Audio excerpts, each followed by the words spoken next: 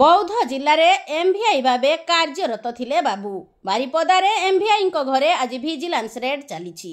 Red समय 50 लाख टंकार अलंकार 30 lakh fix deposit और 10 एकर जमीर कागज पत्र जबत होईछि। मयूरभंज जिलार बारिपदा प्रफुल्लनगर अंचल में विशेष अभियान में एमवीआई गोलाप चंद्र हांसदा घरे आय बहिर्भूत संपत्ति ठूल अभियोग ओडिशा विजिलेंस तरफ चढ़ाऊ करा जायछि। एही चढ़ाऊ बारिपदा समेत भुवनेश्वर मयूरभंज खुंटा बौद्ध जिला आरटी ऑफिस को मिसाई मोट 6टी ठिकाना रे एककालीन रेड चली।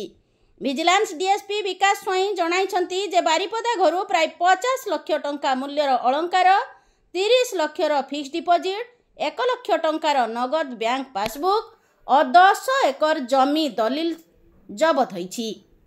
यही अभियान दिन तमाम चलिबो बोली विजिलेंस विभाग पक्षरु सूचना मिलिथिबा बेले चढ़ाऊ संपूर्ण हेबा परे असल संपत्ति तालिका और मूल्य आकलन कराजिबो बोली कुहा जायछि। आम सहित अछंती विजिलेंस डीएसपी विकास स्वाई आसंतु तांकर प्रतिक्रिया सुनिया। सर काहंगर रेड होई का घरे बटन बारिपदा केते कोन आकलन बौद्ध रे चाकरी करथिबा गोलाप चंद्र हांसदा एमवीआई जहांकर घर बारिपदा मयूरभंज रे अछि तांकरी घर रेड चली।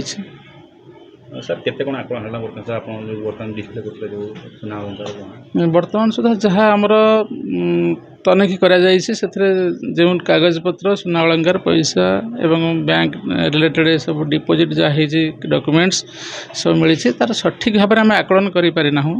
आउरी आमर खानतलास चली आम आशा रखीछु आउरी अनेक कागज पत्र एवं जहाँ अच्छी आय बहिर्भूत रिलेटेड आम डॉक्यूमेंट जहाँ चाहूँ से डॉक्यूमेंट पाई पारिबु कि सठिक भाव में एपर्यंत आम आकलन करना। प्लॉट सार मिलानी प्लॉट जदि आम पर्टिकुलर कही पारुनु तथापि पाखापाखि आम भावुछु 10 एकर पाखापाखि जमी रिलेटेड कागज पत्र आम पाई सारिछु। नहीं से संपत्ति तो क्यों वर्ष से माने किणी तार भैल्यू पर्टिकुलर देखा पड़ो आनुमानिक तथापि 50 लाख पैतृक बासभवन खुंटा गुड्डिहारे चढ़ाऊ चली। नहीं से टीम चढ़ाऊ जारी रखी से भाई किसी सूचना आम पाक आसी ना। फिक्स डिपोजिट जी पाइछु पाखापाखि 30 ରୁ 40 लाख टंकार फिक्स डिपोजिट कागज पत्र पाई सारिछु कि आम आशा रखीछु एवं जहाँ खबर आम पाखे आगु थिला इंक्वारी करिवारे मोर देन 50 लाख कैश पाखापाखि 1 लाख टंका आम एठू बाहरी। बौद्धरे 1 लाख ରୁ ऊर्ध्व टंका 1.5 लाख पाखापाखि बाहरी। सुना अलंकार चूड़ी मंगलसूत्र हार मुदी एवं विभिन्न प्रकार अर्नामेंट सब बाहरी जार बहुत है 200-250 ग्राम रु अधिक हो पारे एवं सोना 250 ग्राम छड़ा रूपा पाखापाखि केजी रु ऊर्ध्व हो पारे।